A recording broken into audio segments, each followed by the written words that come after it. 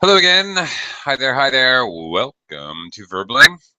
I'm teacher Oakley, and for the next hour, we are going to do a couple things. We're going to practice our English, and we're going to share best practices in the workplace, in business. We're going to talk about business management decisions, which are typical in the business world, and we'll do this by using English, of course, and practice giving and supporting our opinions on these different business decision matters. Howdy, howdy, howdy. Hello, Mustafa. How are you today? Hunky dory, teacher. How are you?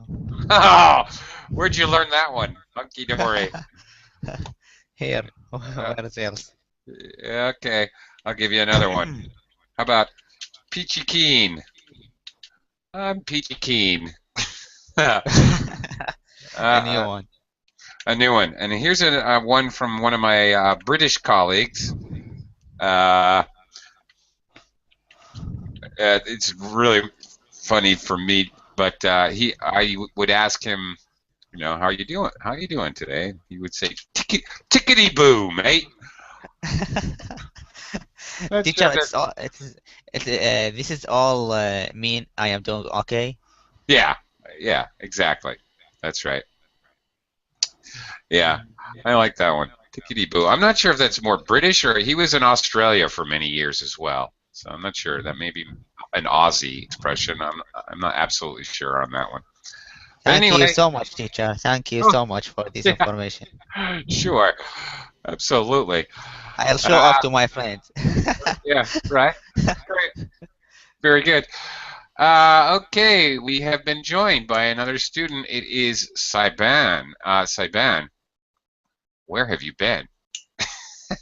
Hello. Oh, oh dear. No, no audio, Saiban. I can't hear you at this time. I'm not sure if you're going to have to change your settings, or you may need to go out of the class and try coming back in again. But Saiban, we can't hear you at this time. Sorry. Uh, Try to work that out. Probably be a good idea since this is a discussion class. Okay, I'm gonna do a lot of okay. Well, I think I'll just express the ideas to you verbally, and then we can discuss, take turns uh, expressing our opinion, and what decision would you make, and supporting that opinion. Okay, so here's our. I've got a lot of different policy decision making questions. So Mustafa, hopefully Saiban will come back. I hope so, because I think he's an old student of mine I haven't seen forever. Uh, okay, Mustafa, Yep. which would be better, to pay higher than average salaries or to introduce a profit sharing scheme of some sort? Which do you think would be better? Uh, and by the way, you can answer this in terms of for the employees or actually for the company, for the bottom line. And maybe you want to address both those aspects of that question. All right. Say I'm the CEO and I would like to pay my employees more because I want quality employees. Oh, amazing. You don't see that often. Which, in your opinion, is better? Higher base salary or profit sharing? By the way, profit sharing. What do you mean by this? Okay, very good. Uh, okay, in a profit sharing scheme, well, there's a lot of different ways to work it out, but just very basically, it means that each employee, as long as the company makes some kind of a profit, and there's the rub. Uh, as long as there's a profit, then somehow, in some way, maybe divided up this profit or a portion of this profit. Of course, a portion needs to go be reinvested back into the company, obviously. But it's basically like giving bonuses. You hear this for banks and so forth. The CEOs get huge bonuses at the end of the year.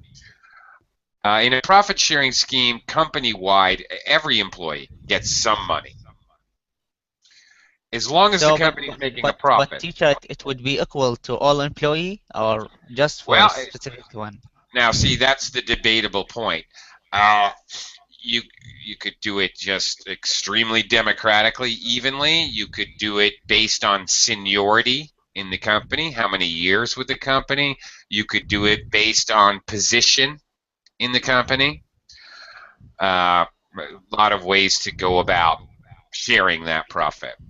And also you have the problem of how much are you going to reinvest in the company, how much for research and development, how much for critical maintenance, rebuilding, refurbishing, electrical work, bathrooms, physical space.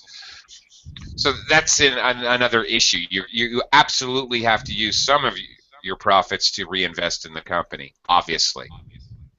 Yeah, so Advertising, so marketing. so my You know. decision will be the second one, teacher. I'll Really? introduce a profit sharing scheme. Okay, why do you say that? Okay, so I don't agree actually with the first one. When I pay higher than average salaries, so maybe it would be not economic, healthy for my company, you know. Mm-hmm. So maybe the second one would be more fair if Mm-hmm. we depend on the position, on the maybe effort, the years he spent in the company. So it would be more fair maybe, and it's good. Yeah. Or just word stress, syllable stress, actually. Economic. It would be more economic. It would Right. be more economic. Okay. Okay. Very good. Hello, Zhang. Welcome to the class. Hello. Hello. Uh, okay. Let me just say, Saiban, testing. Saiban. Come on, man.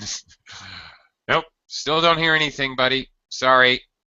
Okay, Zhang, back to you. Saiban, keep working on it. Zhang, okay, what do you think? Which would be better, in your opinion? If being the CEO, I would like to pay higher than average wages because I want a quality staff. Which would be better, to offer higher base wages or to offer a profit sharing scheme of some Hmm. sort? I think a profit sharing scheme is much better because um, yeah, we don't know about the future exactly, so maybe we can get a lot of profit later that we can share it to the employee. That is much yeah, reasonable. Okay, that is much more reasonable. Well, it's safer. I'll give you that. Mm. I worked for many years in the hotel restaurant industry, and Hmm. I'll tell you, gentlemen, something. The hotel restaurant industry is infamous. Infamous, negative famous for a high employee turnaround, meaning you lose employees, you're always training new employees. People don't stay long working in this business. Hmm. Obviously not. However, there were, in my past experience, there were two or three places that actually, restaurants that had profit sharing schemes, and they just simply never lost employees. What people lived, people worked there they would not give up that job. So in one aspect, the whole aspect of spending money to train people, they clearly saved an enormous, all the money. They really seriously just never lost employees. Something about knowing that if you work harder and your company makes more money, you will make more money is very, very motivating. So, yeah, if you work it out right, I think it's a great idea. I also. And frankly, these restaurants had an extremely positive reputation as being very consistent, being very product food, and you never had to worry about having a bad experience. Why? Well, because they were very motivated to take care of you and do an excellent job. Uh-huh. I really felt like it worked very well. So yeah, I think I'm with you guys on that one because of my personal experience. That was the case. Okay, let's talk about a common business decision. Now, of course, you may have to deal with laws, and you can talk about the laws. Here's another business decision: smoking. I'll switch back and forth so the same person doesn't have to go first every time. So, Zhang, I'll start with you. Smoking policy. Every company needs one. In your opinion, what is?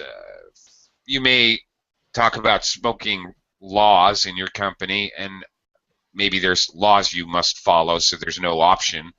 But smoking, no smoking at all, smoking in a limited area, only outside and inside area for smoking, smoking everywhere. There's, what was that, like 4 options? Talk to me about smoking policy. What would you do if you were the boss? In this case, I wanna try to do the limited place to allow smoking, because it's also related with um, the health of employees. So yeah, but there's also some smoker in companies. So I also think we need to care about this. Yeah. So limited place, it'll be a good option for it. Okay. A smoking area, we would say, or designated smoking area. Smoking area. Okay. Inside or outside?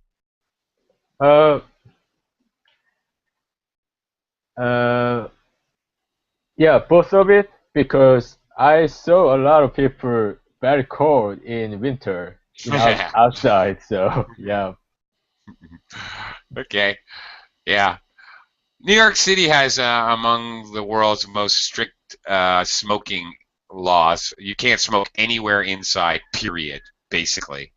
You see a lot of people outside restaurants, even really fine dining restaurants and bars and clubs, and smoking cigarettes, freezing to death. It's kind of funny. And office buildings and everywhere. Okay. Mustafa. Okay, Moam. Mustafa, I'll come back to you. Moam, what do you think about smoking policy? If you're the CEO, what policy would you enact? Even at home? No, Moam, not at home. Americans are sacrosanct about the idea your home is your castle. You can do whatever you want in your home as long as it doesn't affect anybody else. You can do whatever you want. Okay, nice. Great. About the smoking policy or about smoking policy, I think I agree with John. I think it's better to have a designated smoking spots, or a designated smoking areas, like on roof of the building, outside the restaurant, or we can either do that, or if we are going for like really high market, if we are going really 5 stars, we would just assign a special spot for the smokers in the same restaurant. It's just it will take like a quarter of the space of the original space of the restaurant, and it will be a win-win situation for everyone. Okay. Yeah, we're trying to look at it from the employees, I guess, mostly. But I was just using New York City as an example. But okay, still, you answered the question. Designated smoking areas. Okay, Mustafa, you have. Are you in agreement or any different ideas? Actual teacher, if we are talking about like restaurants, something like this, offices, places like this, maybe library, maybe it would be like, I agree with them, like designated smoking area. It would be perfect. But if we are talking like about company, maybe, uh, now it's depend. Some industry, maybe it would be risk to smoking, Well, yeah, at their maybe field, because maybe it would be right. cause damage, fire, anything maybe. Yeah, So it would be maybe prohibited. So right. you cannot smoking there. Otherwise, maybe on the other hand, it can be in maybe in the campus or something like that. We can do some outside area for smoking. Okay, it's Hmm. better to be outside, so you cannot uh, cause Right. death or like that. Right. Yeah, we're talking about business decisions here in this class. So in a company, you do raise an excellent point. There are places, for example, if I have a friend who works on an oil platform part-time, great job, makes a lot of money, but there is certainly no smoking allowed Yeah, if you're right. working on an oil platform. Yeah, forget about being a smoker. They're not even allowed to carry matches or have a lighter or anything. Yeah, absolutely. There could be, in fact, safety issues. Yeah, okay, so we seem to be pretty much in agreement. Saiban, working? Hey, hello teacher, how are you? There we go. I'm good. How are you? Good, good, thank you. I just restart my computer and then it worked right now. I'm Terrific. sorry to for bothering. Not a problem. No problem at all. It's nice to see you again. It's been ages. Yeah. How are you, teacher? How are you doing? I'm perfectly fine. I'm doing great. How are you? Good, thank you. I'm doing good. Thank you so much. Where are you now?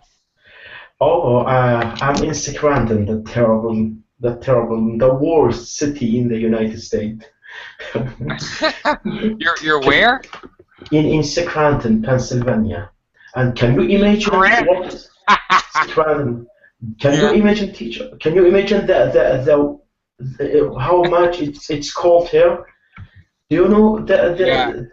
yeah the weather? It's very cold. It's freezing. Right now Well, can you imagine? It's zero Fahrenheit. Zero yeah. Fahrenheit. Yeah, so Uh, it's minus 16. It's minus 16. It's freezing. Oh, yeah. you can't imagine. You cannot Yes, well, imagine. actually, Saiban, I can imagine because where you are, I lived about roughly 450 miles north of where you are, and it's much colder there, where I'm from. Oh, teacher. We went So to you where know. you live to warm up. Oh yeah. Like I a don't know summer how vacation. to. And Minus and 16, we go swimming. and I don't have girlfriend. So what should I do? I don't have any girlfriend. So I am really poor guy. You don't have any girlfriend. Well, that is No. problematic. So Yeah. Cold weather, it's important to yeah, yeah. find some warmth. Yeah. Okay. Okay. Anyway, nice to talk to you. Welcome to the class. Great to hear Thank your you. voice again. Thank you, All right, teacher. I'm gonna start, I guess, with Molam this time. We're gonna talk about another business decision. So I'll talk to you in a little bit, Saban.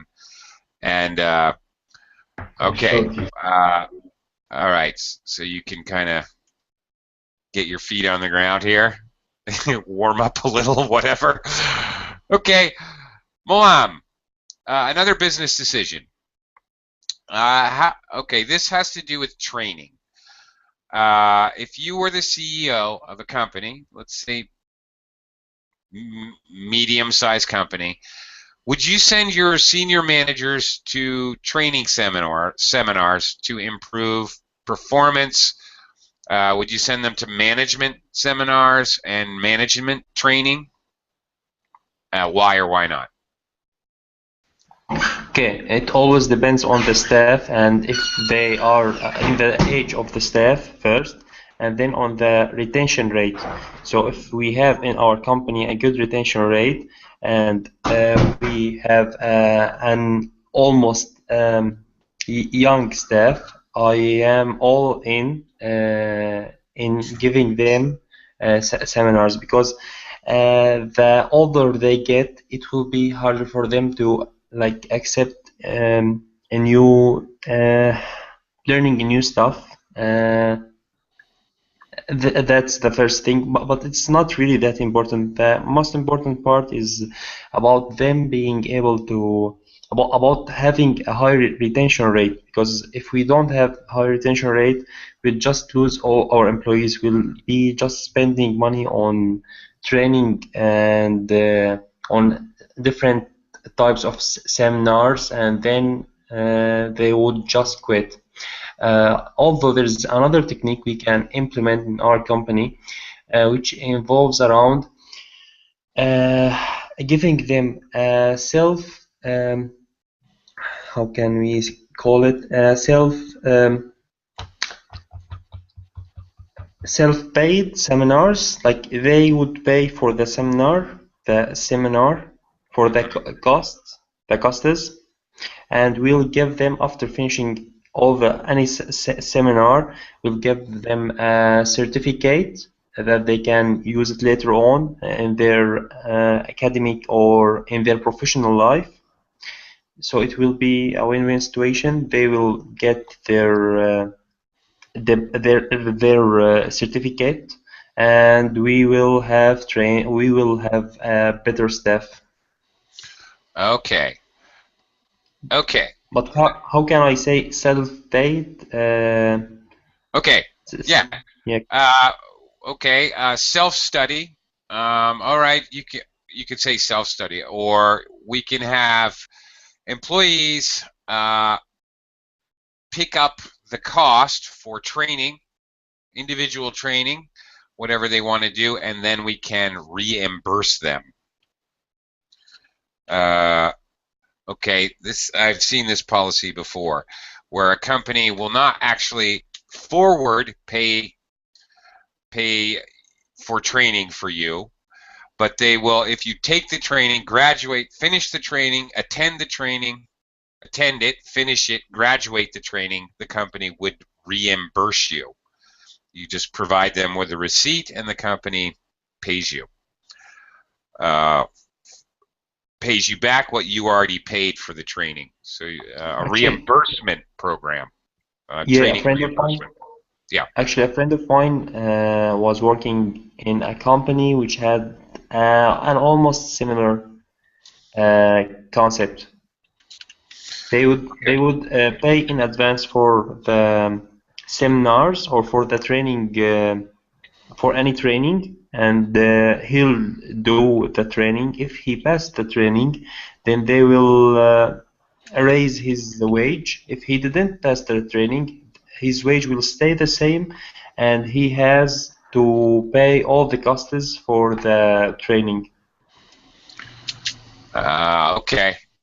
Right. Well, they're just getting insurance. They're covering their butts. But yeah, basically that's the same thing. Okay. All right. So all right. To summarize, in your opinion, it depends on Retention rates. retention, or sometimes we say turnover. Okay, I have to make a point here since it's a business class. He uses retention. Moam used the term retention. I just want to be clear about a little terminology and take a minute to explain. Retention can refer to employee retention. Retain is the verb, to retain, to keep. Retaining your employees. It's often also used about, especially if your company provides a service like cable TV or if you're an ISP, then retention usually ends up referring to customer retention in service type businesses, just to be clear. Another really confusing piece of terminology that we use is turnover. This is confusing because British English, they say, oh, we had a large turnover. That they're referring to sales. But if an American says, oh, in the restaurant business we have a huge turnover, they're talking about turnover of employees. They're talking about retaining employees. So these terms can be a little bit confusing because they get used to discuss different things depending on where you are and what you're talking about. But okay, all right, so it depends on age and experience of the staff. The original question, just to remind you, was, is it, in your opinion, is it worth paying for training or management training, especially for senior staff? Of course, you have no choice but to train new employees. I mean, that's ridiculous. You have to train new employees, but middle level or senior managers, would you pay for training? That's it. Mustafa, what do you think? By the way, teacher, is that during our working? Training? Yeah. Whoa, okay, well, that's another question entirely. Yeah, which we didn't discuss. Well, what is your opinion? I've worked in companies where from 2 to 3 o'clock you will leave your office and go to conference room C for management training, and they force you to do management training on the clock while you're paid during work. I've worked at other companies who say, look, if you want to do, I was working in a school, if you want to do IELTS training, you can come here, we'll provide the space and the instructor, but you have to give your own free time on Saturdays and Sundays on your days off to do the training. So again, that's another question. Okay. Yeah. So about senior employee, how they are become senior employee without training? Well, because they're dating the boss's daughter. So of course it would be for the first part, the first level of employee. So it must be giving some training. So it would be important for them actually. I don't agree about meeting, the term of meeting. If it would be like meeting, then it would be like waste of time maybe, especially if it was not scheduled. But if it was like scheduled, something scheduled, so it would be not interruption for their working or something like that. Mm-hmm. So that's my opinion, a little opinion. I will share with you that when I did work in the company where they said, okay, 2 o'clock to 3 o'clock, you're in management training, it was like such a relief. It was like rest time. I just hang out, pretend like I'm listening, pretend I care. Okay. Pretending. It was like recess in school or something, like being a kid. But yeah, but mandatory. teacher, we need some training from time to time. Yeah, well, that's the point. That's the other point. Really, for senior management, even if they are old, is it worthwhile to occasionally send them to a training seminar. Okay, we're paying for you for a training seminar for the weekend. I have a private student that I guess I can say, he's a senior level banker in Brazil. And I don't remember, 3 months, 4 months, 6 months, I don't remember. He gets sent to this management training seminars. I mean, really ridiculously expensive management training seminars. And one time it'll be in Frankfurt, Germany, and then it'll be in Los Angeles, California, and then it'll be in, Doha, Qatar. Anyway, anyway. Yeah, teacher, you know something. The training is like make the employee reach a certain level, then maybe 3 level above. Then it would be like a plateau state. After a while, we need another training to hire them or raise them from this plateau state. And it's like chain continues. So you cannot jump from the first one to the 5 suddenly, all of a sudden. You'll go to 3 maybe, and then plateau state, then from 3 to 5. So it's something like this. Mm-hmm. Yeah, but another point to consider, my example bringing up the banker is also these, if they're flying him to Doha, hello, and he's staying in a nice hotel in Doha, and there's renting the conference room, we're talking big money. Big money. And he's rubbing shoulders. Oh, there's a phrase for you in English.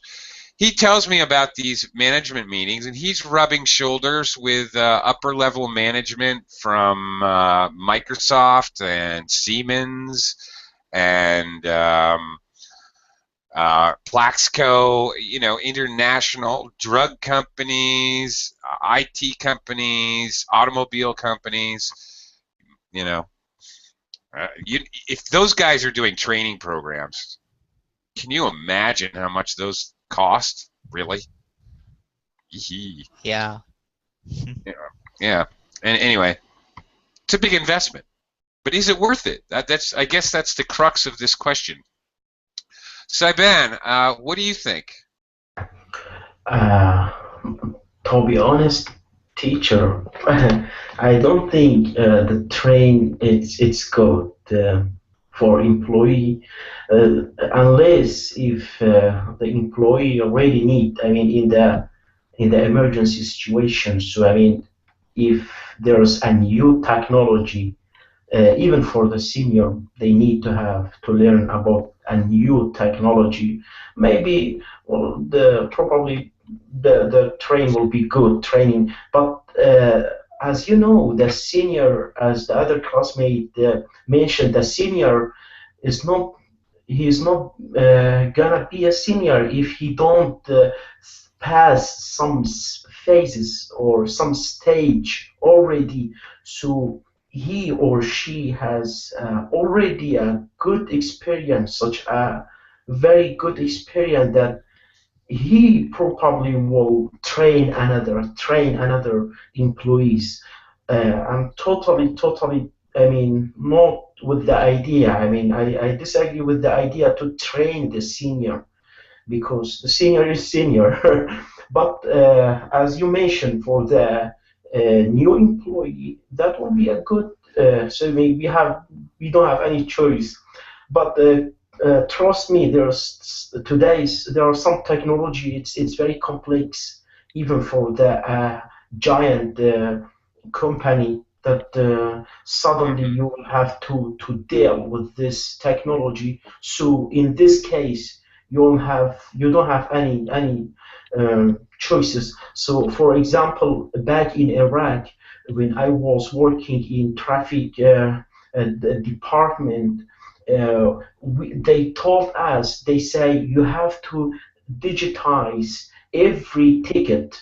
So we used to have a ticket database and not the electronic database, the physical database. Then they ask us to digitize this database to electronic database, and then the senior, even the officer, the high rank officer, he or she should know about the new technology, how to deal with this technology. So they train them. This cost the traffic department a really high. I mean that it cost us a really yeah, technical trade. So it costs us a lot of money, and then at time, and we confront, or let's say we face a lot of terrible problem, because yeah, the new technology was very complex, and people, they don't have any background about the new technology, teacher. Ah, right. Right. And it should be mentioned there are different kinds of training. Training is not generic. There's product training, which is the type of training new employees usually have to learn the product their company selling, product or service. There's technical training. Saiban gave a perfect example of that when a company upgrades something in the technical area. There's no choice but to do technical training. And then there's management training, which is training for leadership things. I I have to say, I don't know. Maybe it's because I'm American. But I think as an American, you know, I don't know. But I've heard this concept. I've heard before. As an American, we just don't have that much respect for upper level management. You guys say, well, of course, if they're upper level management, they must know everything. I don't know. Americans are trained from birth to question authority. Just because you're the president doesn't mean you know everything. In fact, we've had quite a few idiot presidents. So just because you're in that position doesn't necessarily mean you couldn't use some training. But maybe that's my American heritage or culture speaking. I don't know. Zhang, what do you think of? What's your opinion of this matter?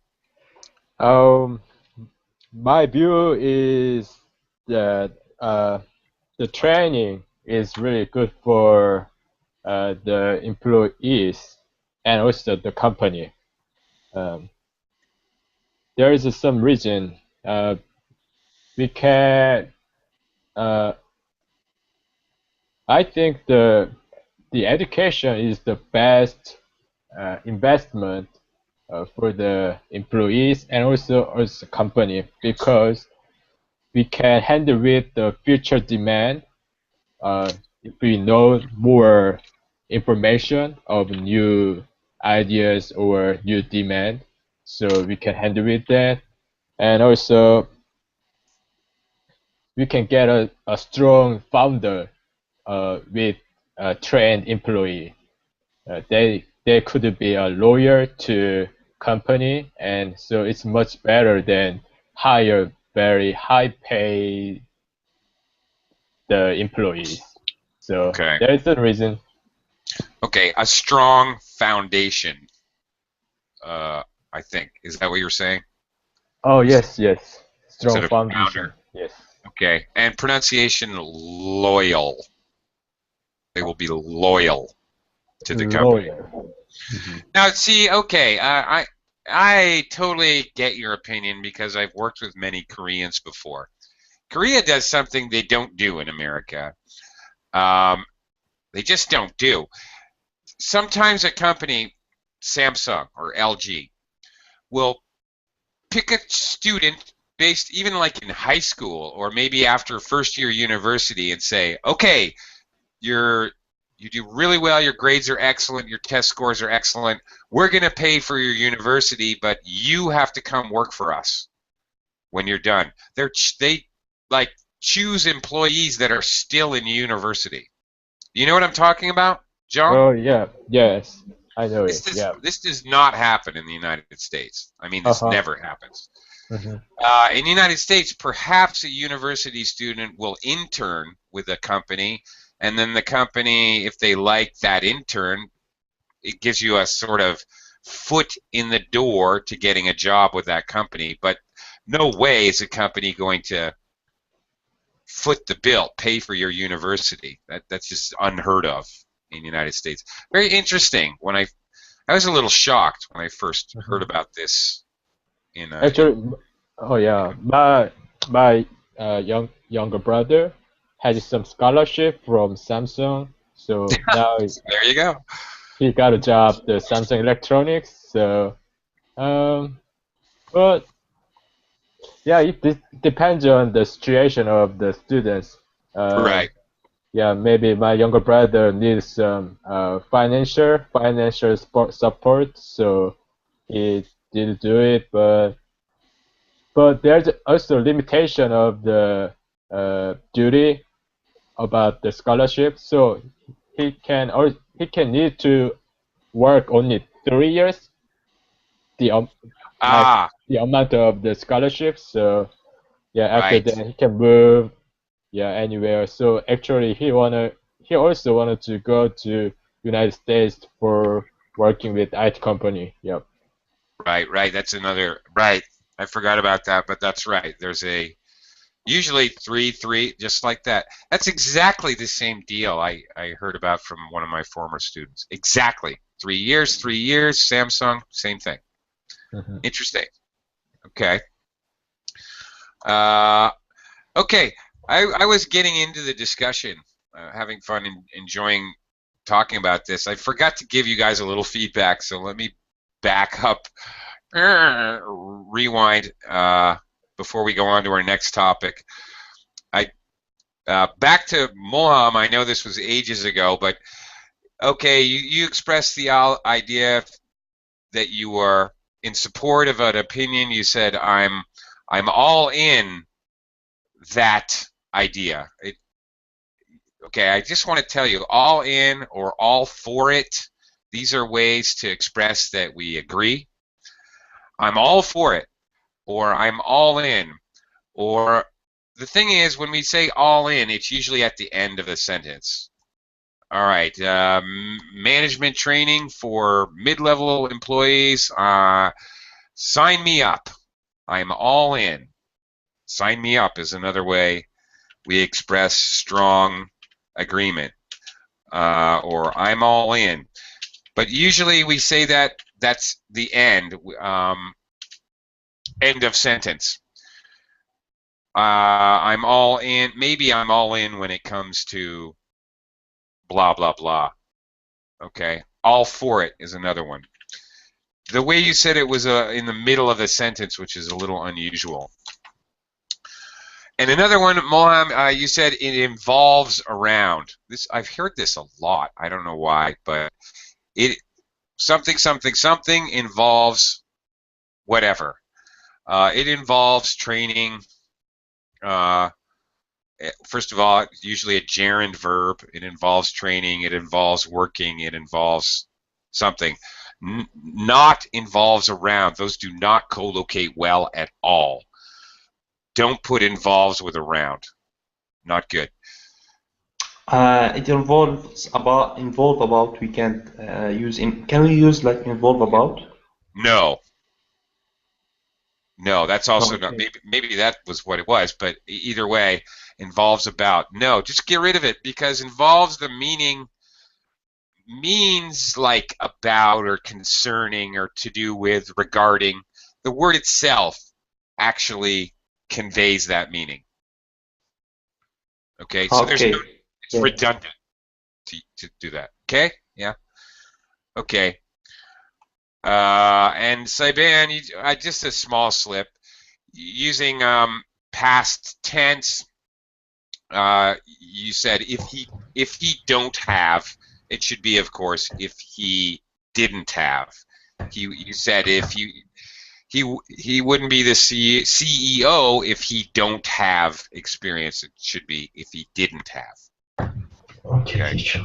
I forgot to mention that. I got so excited about the discussion. Uh, okay. Um, let's see here. Let's what else? What's another one we could talk about? Just a second. Okay. Um, what do you think about uh,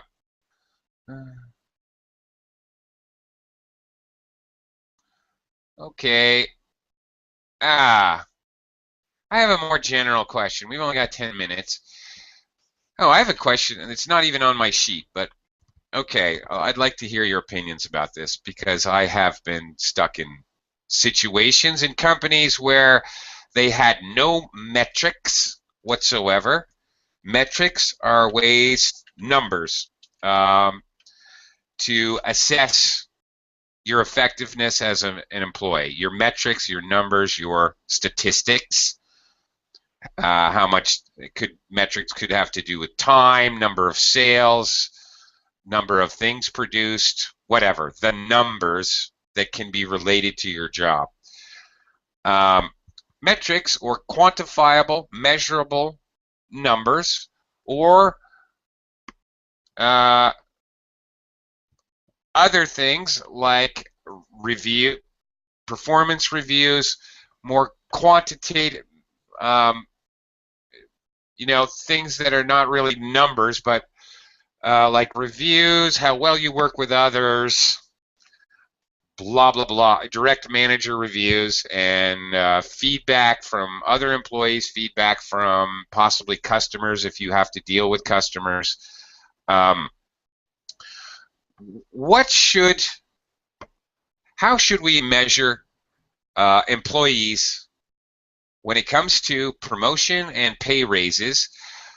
To what degree should it be quantitative, numbers and metrics, and to what degree should it be qualitative, opinions of the direct managers and fellow employees and customers? I would love to hear your thoughts. Mustafa? Because I've worked in both extremes, one where there's no numbers involved and one where it's purely numbers. And all right, well, I'll tell you my opinion after. Mustafa, what do you think? Why you don't tell us your opinion now? Well, frankly, both of them sucked, if I can be terribly blunt about it. If it's all numbers, man, statistics are statistics. Being looked at like a number is very demeaning as a human being. But on the other hand, it's just as bad if it's all just a popularity contest, and even though your numbers and your productiveness are superior to 90% of your fellow employees, you're not getting a raise because, okay, you're not popular. I hate that. That equally was no fun. What do you think, Mustafa? Actually, teacher, maybe I have to think more about this question before I can answer. So if you can Big pass me question. to another. Okay, it's a big question. I know. Saiban, what do you think? I think, in my point of view, I'm not actually. I have studied business administration, but I think teacher quality it's very important.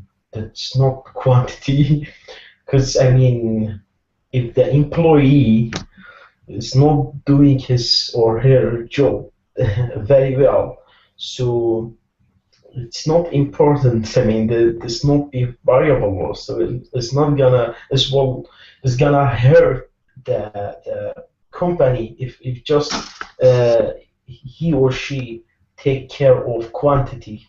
So the quality is more important, teacher. And I will just say, as an employee, I have a bad experience about the government agency teacher. So I will just say, in Iraq, when I was working as a traffic commissioner, we have, I mean, we have, maybe you are talking about a private company, but as a I mean, government agency, we have a raise or promotion every year. Is automatically. It's not. They don't.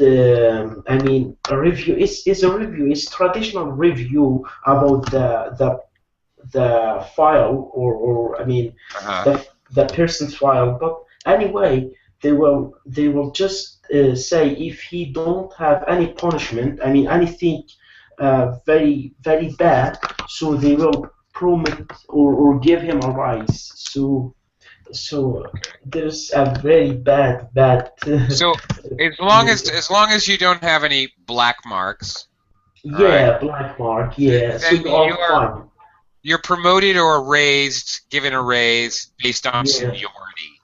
yeah, yes, Well, okay, teacher. I didn't mention that, but that's another kind of qualitative asset, seniority. Yeah, okay, well, that's another one I really don't like either. Okay, you've been here longer, so automatically you get promoted or get a raise. Yeah, yeah, I'm with you on that. I don't like that either. John, what do you think? Is it all about the numbers? Is it about how well you work with others, work in a team, your attendance and seniority, and these kind of quantitative things? Or should it be a blend? What do you think? I think we need to use it very appropriately. Yes. It like the quantitative thing. It could be good visual purpose to the employees, but and also the quality. But I want to say of quality of service because we the case we really think about a lot of about service, quality of the service. Mm-hmm. We need to do a lot of work for it. So I need the the proper yeah the mid thing. It will be good for the quality of the service. Yeah, that's my opinion. Okay, well, okay. Especially, okay, if the employee is involved in customer service, then the emphasis should be on more qualitative uh, aspects. Am I summarizing you correctly? Is that what you're saying? Oh yes, yes. Okay, all right. Okay, I get it, and that's logical for me. I get what you're saying. Okay. Uh, Mulham, I would love to hear your opinion on this. I don't know. I'm not sure about That's what this I get. one. I'm not sure about this one because it's bad in either cases. You can't like get the best out of of the two words. I think the best way that we can im that any company can implement can apply those is to depends on both the quantity and the quality of the not the sorry about the quality and like his number, his matrices, Yeah, and his social group or his popularity. I don't know. They have to try to like use both of them in yeah. some way in order to promote him. Would you agree that there should be a formula which is shared with the staff so you know how you're being measured?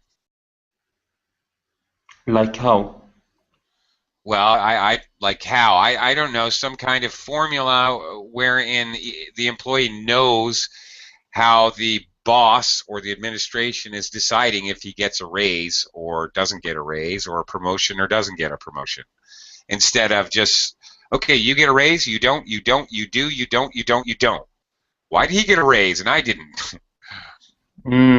Yeah, I think there should be one, but it would be better to like if the work between the employees in the company is shared and everyone is happy in his spot, there wouldn't be a Well, crave or a need for a promotion. So I think well, this is the best thing that a CEO or a management can do.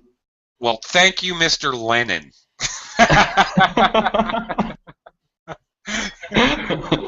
Well, I know of it's course. In a perfect world. Yeah, I know that's impossible, Sure. but it's the only way that to like Yeah. solve it.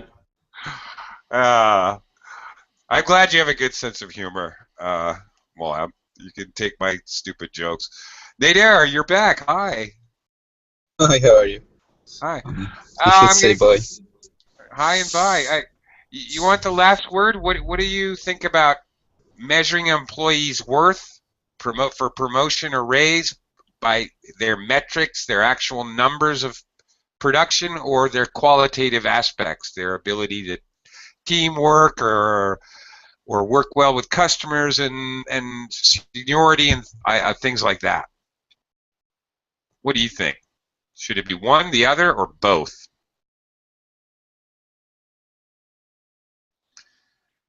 And the answer shall forever remain a mystery. Okay, we're out of time, so I guess I'll leave you wondering. Always leave them wanting more, as Barnum and Bailey used to say. Okay, thanks a lot, gentlemen. I am out of time. Okay. Very See you good. again Thank you, soon. teacher.